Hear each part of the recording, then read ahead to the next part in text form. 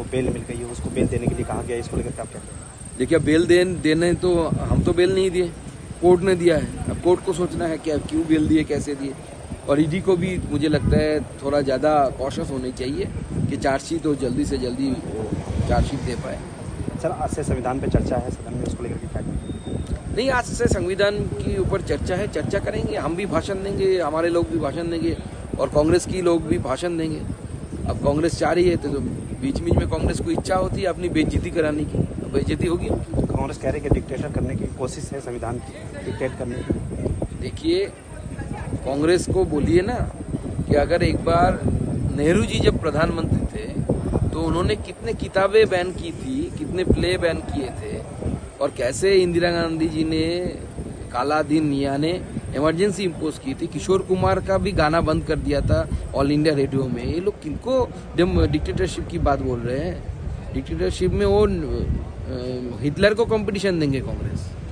आज संसद पे बरसी की 13वीं बरसी है, उसको लेकर क्या कहें? देखिए, जो अटैक हुआ था उसमें जो लोगों ने जान देकर संसद को बचाया था, भारत के डेमोक्रेसी के मंदिर को बचाया था, आज उनको हम श्रद्धा सुमन अर्पित करते हैं, उनको याद करते हैं, उनके बलिदान को याद करते हैं।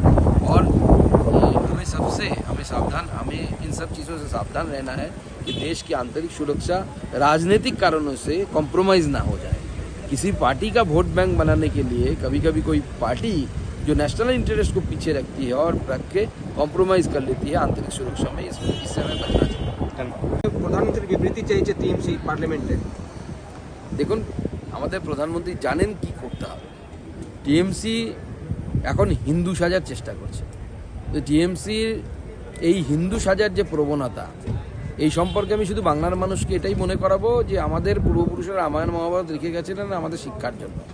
রামায়ণে রাবণ গেরুয়া কাপড় একবার পরেছিল যখন সীতাকে হরণ করতে হয়েছিল, বাদবাকি কোনো সময় রাবণকে আমরা গেরুয়াতে দেখিনি।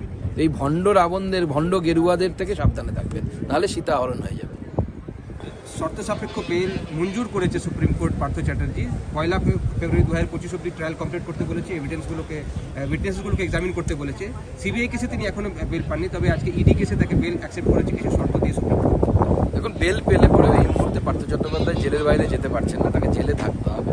আর জেল থেকে বেরোনোরও কোনো সম্ভাবনা নেই, কারণ ওই ফেব্রুয়ারির 25 তারিখের মধ্যে আমার মনে হয় ইডি চার্জশিট দিয়ে সমস্ত তথ্য প্রমাণ দিয়ে প্রমাণ করে দেবে। কারণ অলরেডি তো প্রমাণিত, ওনার বান্ধবীর বাড়ি থেকে 51 কোটি টাকা পাওয়া গেছে দুটো ফ্ল্যাট থেকে। আর কি প্রমাণ করার প্রয়োজন আছে? জেলে থাকবে এরপরে। ইলেকশন আপনারা নিয়ে এসছেন, মুখ্যমন্ত্রী বলছেন এটা অ্যান্টি ফেডারাল রয়েছে, এটা তিনি মানবেন না।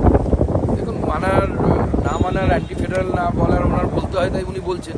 বিভিন্ন মুখ্যমন্ত্রীর কাছ থেকে মত নেওয়া হয়েছিল, বিভিন্ন মুখ্যমন্ত্রী মত দিয়েছে। কোন মতটা চালু হবে? উনি না বলছেন, অন্য মুখ্যমন্ত্রী হ্যাঁ বলছেন। বেশিরভাগ মুখ্যমন্ত্রী যেটা বলবেন সেটাই হবে। উনি এই ফেডারেল স্ট্রাকচার মানছেন না, উনি গণতন্ত্র মানছেন না। মমতা বন্দ্যোপাধ্যায়ের পছন্দ নয় বলে সেটা হবে না পৃথিবীতে, এটা তো হতে পারে না। একটা দেশে যদি গোটা বছর ধরে ভোট চলতে থাকে, মুখ্যমন্ত্রীর তো খুব আনন্দ, তার সরকারের ওখান থেকে ভালো কামাই হয়, সেখানে পার্টির লোকেদের কামাই হয়। কিন্তু সাধারণ মানুষের অসুবিধা হয়, দেশের সেন্ট্রাল ফোর্সেস এক জায়গা থেকে আর এক জায়গায় মুভমেন্ট করে, তার ফলে নকশাল ইনফেস্টেড এরিয়া হোক, বর্ডার হোক, সেখানে অনেক সময় কম্প্রোমাইজ হয়ে যায়।